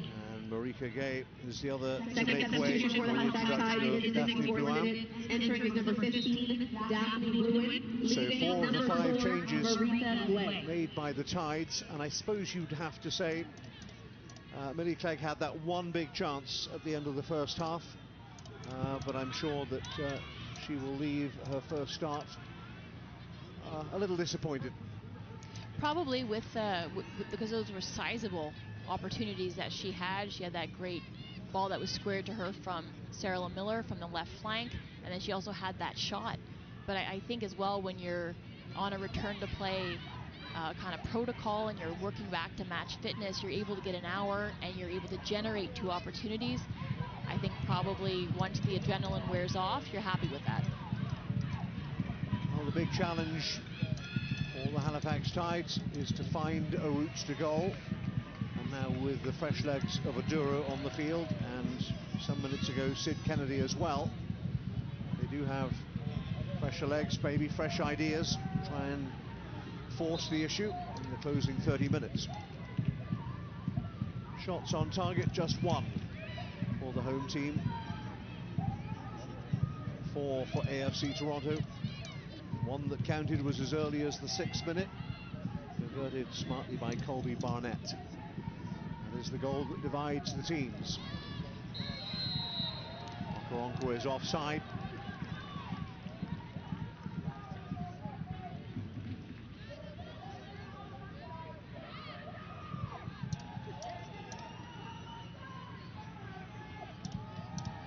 "25 minutes plus stoppage time for the Tides to find a way back in.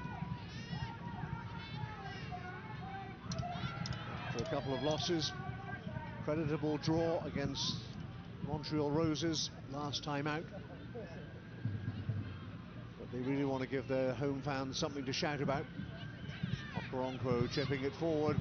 Possible danger. Well, Kaylee Hunter couldn't quite take it in stride. That was a great ball by Okoronkwo, and a really well-timed run by Kaylee Hunter, and kind of jumps up and just misses getting her boot to the ball to try to settle it down. Now Nakamura up against Soto. Japanese player forced back inside. Manages to hold on to possession. Is she fouled? She is. And this is going to be a free kick in an interesting position for the Halifax Tides. Small inevitably involved again when it comes to those 50-50 balls on the right-hand side. But Small and her teammates need to retreat at least 10 yards. We saw Rollins be important to win that last corner kick from Gunny Jonsdottir. So look for her to try to clear her lines here and get out of danger. But I think if I'm Gunny Jonsdottir, you just hammer this into that corridor of uncertainty, just right in front of Cody Yard. Challenge her a little bit, challenge that back line, throw bodies forward. Jonsdottir trying to do just that. It's a curling ball, and Cody Yard did really well, trusted herself, came. And if you're a goalkeeper and you come, you've got to get something on, and it was a firm punch. Ball still in play, by the way, on that far side. Done to fight Oduro to keep that alive. Not away yet. Charge down from Kennedy. Lemire trying to keep it going. Lemire get a second chance. Pickett in the right place at the right time. And the danger passes. The counter-attack could be on here. And Aaron McLeod is 30 yards up the field playing sweeper-keeper. Great aggressive positioning by Aaron McLeod to kind of sweep that up. Meanwhile, Hunter on the charge. Beg your pardon, it's not Hunter. He's making away towards the area. No matter, the Tides looking to counter in the other direction. Nakamura trying to find Oduro. First touch for the substitute. And in the end, seen behind for a corner off Cathro. That was a great little ball in behind by Nakamura there, but the ball that was kept alive earlier, Aduro just bumped off the ball. I don't think there's much in that. She'll appeal for it. I'd appeal for it. I think you'd appeal for it, Nigel. But I mean, that's what Tides need more of. You need that ball that's whipped in with some pace, that's challenging Cotillard by Gunny Jonsdottir. Just a little bit more threatening, a little bit more bite to their attack all of a sudden from the Tides. Local product from Fletcher's Lake, Nova Scotia. This is Sid Kennedy who's going to take the corner on that far side. Maybe this is the moment for the Tides. Plenty forward in white. Can she get the delivery right? But a yard. Again made the decision to come. Got a firm punch on it. And helped out by her defenders. It'll stay in play. McLeod can start from midway inside her own half of the field. Still plenty forward for the Tides if they can play this right. Nakamura gives chase. Doesn't win the ball. Aduro.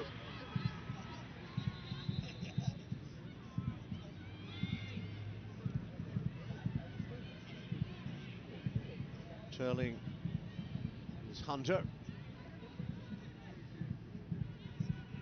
And Mickey Small. So, just over 20 minutes to play. AFC Toronto haven't used one of their changes yet. We're hearing that the Tides are preparing offside. It's the decision to make their final substitution. And that final substitution will be Anne-Valerie Seto from Montreal. 4 years at the University of Memphis. Substitution for the Halifax Tides in the 71st minute. Entering is number 21, midfielder. Valerie Cito. And the skipper, Number 9, Gunny Jonsdottir, will take a seat. So presumably a like-for-like central midfielder. And Seto is on at the last change. Last throw of the dice, you might say. A little bit more attacking minded. Though Seto will be tricky, creative, really technically adept on the ball. So maybe giving up a little bit of solidity in the way that Jonsdottir insulates that back line. But you need to throw bodies forward here. You need to be a little bit more attack-minded anyway if you're the Halifax Tides looking for that equalizer and perhaps a share of the points. Or maybe the win on the day. There's still a lot of time here left in this contest. And it's a one-goal game, and it can all change in the blink of an eye. Aduro trying to make that happen for the Tides. Small back heels it out of play. But while it's a one-goal game, it can all change on a dime. And if the Tides could get the next goal, it could be a real momentum changer. Get the fans off their seats and really into the game. I'm sure they know that. Lemire with the throw. Small clears up towards halfway. Only as far as wicket. Olai. Towards the edge of the area again. That's clever. And they keep it going. Seto trying to set up Aduro. First touch wasn't the best. Allowed the defender just to get a clearing foot in. Yeah, well played by Soto. I think Aduro needs to hold on to the ball there, wait for numbers to come, wait for runs to unsettle that back line. But something else that AFC Toronto has done very well today is they've won those battles in the channels. And part of it, we spoke to Lewis Page about it, is that in previous games, notably the game in Montreal, those fullbacks in Norcus and in Lemire were pinned back, couldn't contribute to the attack a whole lot. And we've seen other faces today, Bloin, who's in now, we've seen Kennedy, we've seen Miller, also unable to really contribute going forward. So done a good job defensively, but you're just not seeing that attack ignite because you only have that attacking tandem trying to drive it themselves. Free kick midway inside their own half for AFC Toronto. Soto knocking it forward. Wickers underneath it. Seto, recently introduced. It's won though by Ashuri, and then given away by Ashuri. Outside of the book looking for Aduro. Slight misplay there. It was there to be won. Rollins recovered her composure, albeit at the expense of a throw on that far side. Nakamura looking for the way around the outside. Steered out of play by Colby Barnett. It is her goal. It separates the Tides from AFC Toronto. Cristobal Oduro was trying to control that, maybe whip it over her own head, but first touch let her down, unfortunately. They're behind for a goal kick that AFC Toronto are in no great hurry to take. I'm sure Cody Yard will get the hurry up from the referee in the not too distant future. But when you're one up away from home and you've got 20 minutes to play, from an AFC Toronto point of view, it's about managing the remainder of this game professionally, isn't it? Of course it is, even though Milanovic was saying, doesn't matter whether we're the away side or we're at home, we're playing at York Lions Stadium, we are going to play the same way. And I think you've seen that. You know, there's a body of evidence, even though the sample size is small, that they are going to do that. Okoronkwo got a little bit of room to roam now. Got support on that left-hand side as well. As the red shirts funnel forward again. That's a clever backfield. Okoronkwo again now has room to get into the area. That's dangerous. Dealt with temporarily, but Toronto will get the ball back again and keep the pressure on. And now Small for the reverse ball, didn't quite come off. Right idea. Maduro for Halifax Tides. Need to play it quickly.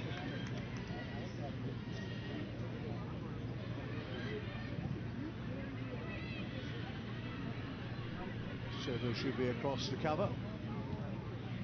But in the end, gave it to Blouin. It's a great touch by Nikki Small. Creates some space for herself, gets her team out of danger. Hunter making a nuisance of herself. Seto finds Lemire. That's better, but it's not hurting AFC Toronto at the moment.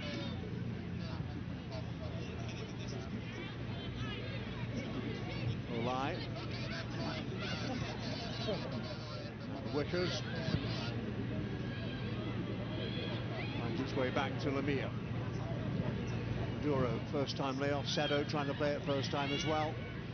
But Small, Nikki Small, well, I mean, she's got to be a contender for player of the game, because every time, whether it's offensively or defensively or winning balls in midfield, Nikki Small seems to pop up and be in the right place at the right time, doesn't she?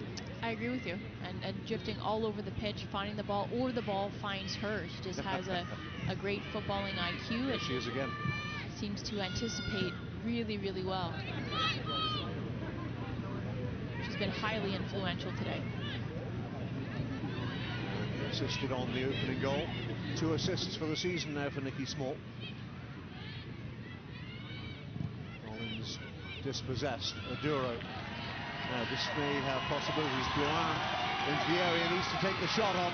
Didn't have the confidence to do so. Looking for a teammate, looking for that square ball, but it was never really on. Made the run into the area. It always looked a little bit tentative. Yep. She came on and Kennedy swapped over to the right flank, coming in on that off wing to try to create some danger. She cuts inside on that favored left foot. But Blouin there needs to take that, force a defender into fouling her and drawing a penalty, or at least try to get a shot off. Maybe her moment is still to come. The time is beginning to run short for the Halifax Tides. Okoronkwo. For Small again. And Frimo tracking all the way over from the opposite flank. Ghosts by, as if the opponent wasn't there. Still Small. Now can she find the service? And what's the decision here? Small thinks she was fouled. She was preparing to cross the ball into the penalty area. I thought she was, and it appeared that the assistant referee was also indicating that she was fouled.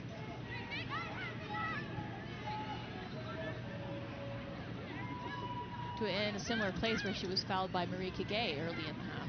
First change on the way for AFC Toronto is going to be the introduction of Kayla Hansen. And it is in fact a foul. Always trust what you see. It is a foul indeed, and Barnett, having been the goal scorer, may turn provider here. Plenty lined up towards the far post for AFC Toronto. If Barnett can get the delivery right. Curling pace and power is what she's after. With the pace on the ball, then it just needs a head to finish it off towards the far post. It was an ambitious delivery. Small, for once dispossessed. Now the break is on. Barnett giving chase. Duan. Had Kennedy over there looking for it and just doesn't quite catch it enough with the outside of her boot and ends up giving it away to the AFC defender.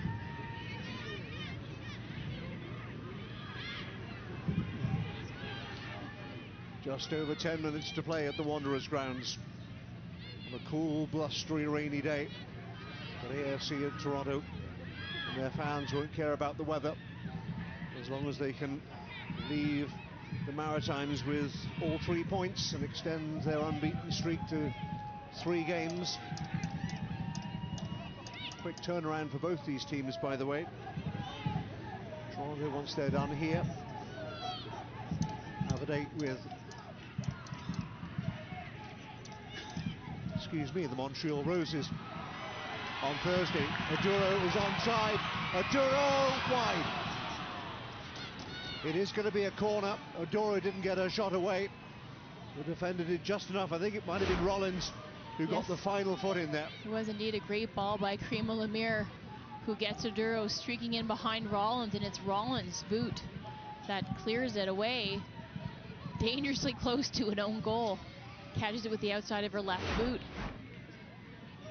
But there's been a shift, I believe, from that 4-4-2 to a 4-3-3. Nakamura dropping into the midfield has proven to be an effective change in formation for the Halifax Tides. Led to more opportunities, finding space in behind. They've earned themselves another corner. 10 minutes to go. Is this the moment for the Tides? Almost just, I was going to say, Cody Yard might have got something on it, but it certainly grazed the crossbar. Still plenty forward for the Tides as the ball is pumped back in. That's too close to the goalkeeper, and it's catching practice for Cody Yard. Have another look at this corner as it comes in. Well, I don't know if she gets a finger to that. Inconclusive. I'm tempted to say, I'm a fan of goalkeepers. I'm tempted to say she got something on it. Well, you just said earlier, trust what you see, so I'll trust you on that, Nigel. Most people wouldn't trust me as far as they could throw me, to be fair. But again, Halifax Tides threatening the equaliser. Really came from an unconventional source then, but again AFC Toronto survive. And they're in possession.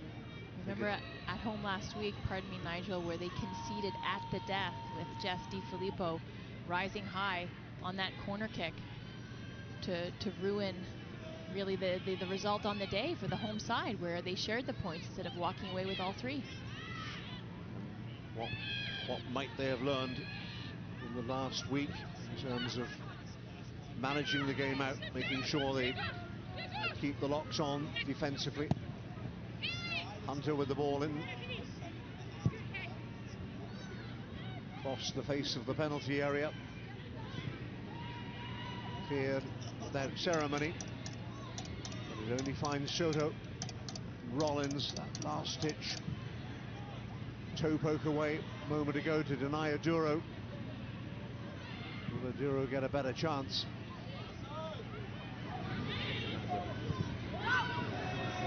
Unfortunately, behind by Shuri. She had a little time to measure the cross there. I think more time than she thought. I think so too. And then had to go herself, holds her hand up for her teammates who are waiting at that far stick. Well, Kayla Hansen's been waiting for 5 minutes to get on. And there are going to be a pair of substitutions here. Hansen is on, as is Japanese midfielder Aoi Kizaki. Cathro gets a pat on the back for her efforts. Hansen is on.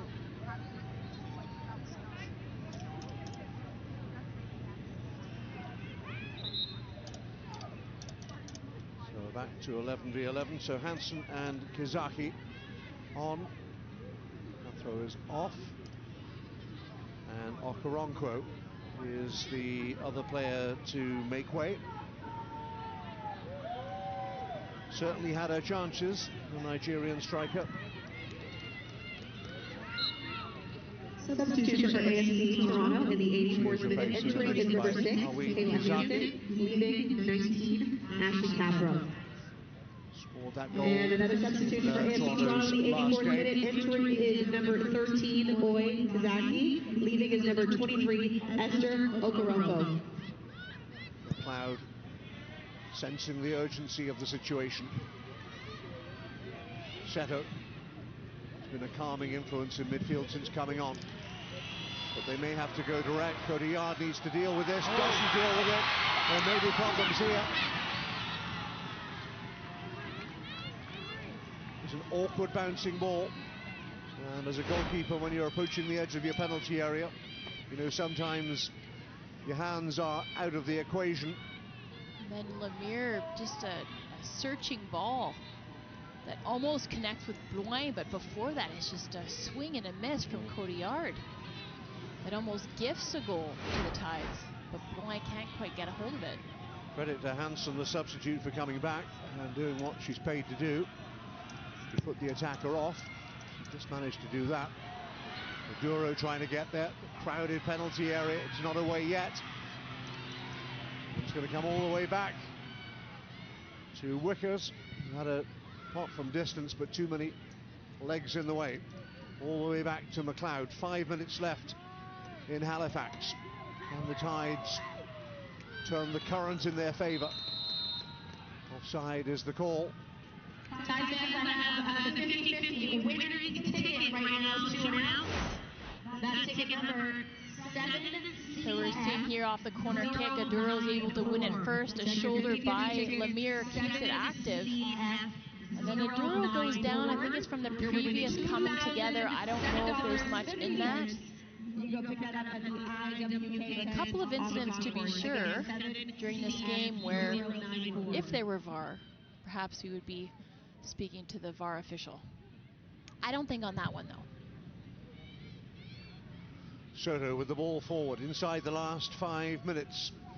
AFC Toronto looking to extend their unbeaten run to 3 games. Halifax Wanderers, beg your pardon, Halifax Tides, I do beg your pardon, still looking for that first win of the NSL season. Olai back from McLeod. Whatever they're going to do, they need to do it in a hurry. They may need a little bit of luck on their side. Lemire. Seto keeps the ball rolling. Luan in support. Overhit, unfortunately. And Cody Yard will take plenty of time there. With great pressure on the goalkeeper. Good combination of their finding solutions in the build-up, and they're just lacking the precision and the incisiveness on that final ball. I think they've done a much better job controlling the midfield in the second half, and it's translated into more possession for the Halifax Tides.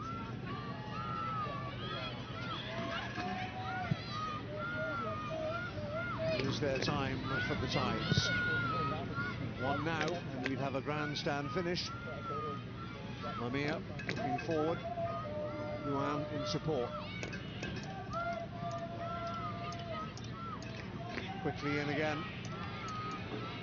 The AFC Toronto shirts just trying to break up that play in midfield to stop anything dangerous developing. And Nikki Small has done more than most in that department today.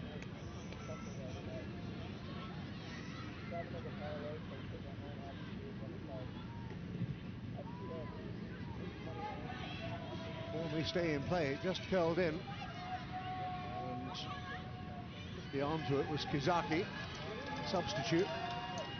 Yeah, Wickers does well, though, not to let her by. They've given it away in a dangerous area here. And Erin McLeod had to use all her experience to close down that particular opportunity. Seto at the other end. There's a different pace about this game, certainly from a Halifax point of view. Olai to that far side for Kennedy. Trying to use that left foot to get inside, edge of the area, takes the shot on. Uncomfortable for Cody Yard from Kennedy. That Kennedy's done a lot better, I think, towards the latter stages of the second half, where she looked a little bit hesitant, but the shift to more of a 4-3-3, I think, has paid off, freed her up a little bit from the defensive responsibilities and allowed her to let loose a little bit on that right flank, cutting inside on her left foot. Seto denied. Zaki and Pickett. Regan have really run the midfield for AFC Toronto, as you would expect. Pickett picks it up again. Zaki is ahead of her.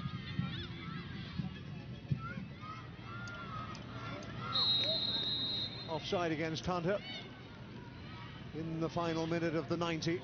There'll be a few minutes to add, I would imagine. We'd like to find how much stoppage time there will be, as Wickers belts it forward again, and Small inevitably underneath it, controls it, brings it away from any dangerous situation, back into it again. Small still grimacing from what she thought was surely a foul. It was not. Was able to win the ball back anyway. There's barely time to play out for the Tides now. Just got to get the ball forward and commit numbers forward. Soto helped on. Offside of the call. We're going to have a minimum of 4 minutes additional time.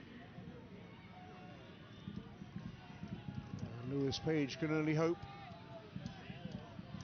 and believe that his players still have a card to play in these closing minutes. Pickett easily away from Nakamura. Pickett wants it again, won't get it this time. Decent movement around that far side. Kizaki with the ball into the area. Well, McLeod wasn't sure, it could have been deemed a back pass, so didn't use her hands. Yeah, not going to take any chances there. But a little bit of a lack of urgency about the Tides. Just now, you're in stoppage time, you're just itching, you need to get that equalizer. And they just seem to be sitting a little bit tentative and hesitant and not really putting numbers forward. I mean, this is it right now. AFC Toronto came with a game plan, got the early goal, have controlled much of the game. They've ridden their luck on a couple of occasions. Small with the throw. Shuri trying to find a way around Lemire, who's having none of it. Out of play. It will be a Toronto ball, level with the edge of the penalty area. A solid two-way game today, again, for Karima Lemire on both sides of the ball. Done very well to control whether it's Small or Shuri. And when the Tides have looked dangerous, more often than not, it's from a ball springing them in behind from Lemire.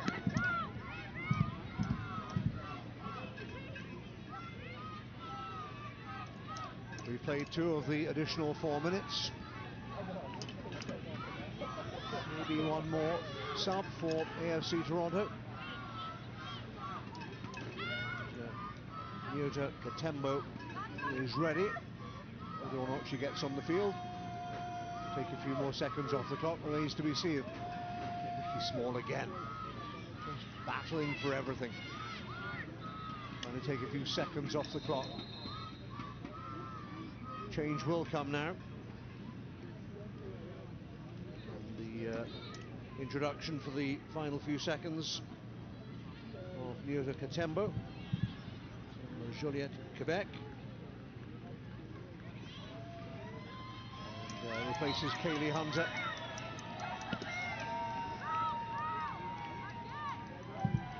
Small again. Wins yet another corner. Gets another bang on the shins. Stephen Blouin. And from a Tides point of view, it has to be at the other end of the field. Because AFC Toronto might just play keep ball in the quadrant. That's exactly what they're going to do. Or attempt to do, at least. Offside. Now they've just got to get it forward. It's now or never, isn't it, for Halifax Tides? It absolutely is. You just throw numbers forward here. You have to win this ball, which they do. Nakamura. Not too many red shirts in the way. And funneled back quickly. Substitution for AFC Toronto in the 90th minute. Entering is number 17. Had to clear it out. As the Toronto 11, forwards Hunter. started to close her down.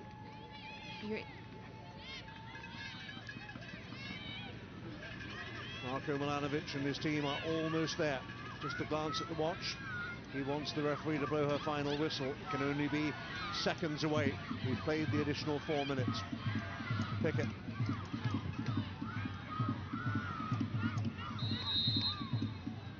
Offside, not the final whistle, not quite yet. Maybe one last chance. There won't be one last chance because the referee has now blown her final whistle. And AFC Toronto emerge victorious. A single goal by Colby Barnett after just 6 minutes was enough in the end to beat the Halifax Tides and extend their unbeaten streak, Amy, to 3 games. A comprehensive, I think, really dominant performance by AFC Toronto away, especially coming into Wanderers grounds. Through first 45, second half was played more evenly. You saw adjustments made by Lewis Page and the Halifax Tides. Some substitutions, a shift in formation, but it didn't really come to fruition for them, never really threatened going forward. So that's credit to the type of match, the professional match that AFC Toronto put in today to grab all 3 points. They could have won by more. Millie Clegg had a really good chance for the Halifax Tides, but the Tides are still searching for that elusive first win of the Northern Super League season. It's AFC Toronto who'd win by a 0-0. This Northern Super League match is supported by Canadian Tire, proud founding partner of the NSL.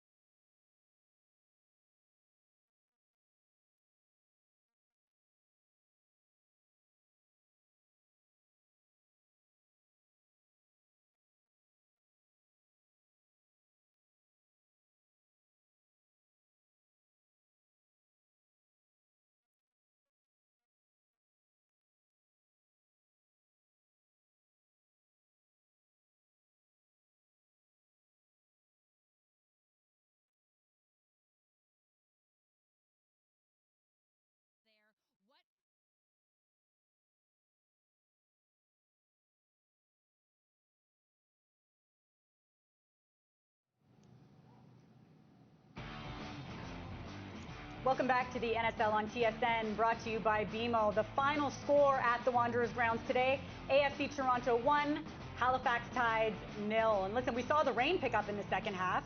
We saw Halifax's offensive production pick up too, but in the end, it just wasn't enough to get the job done. And Amy, as we look at the stats at full time, your overall thoughts on sort of the story of this match?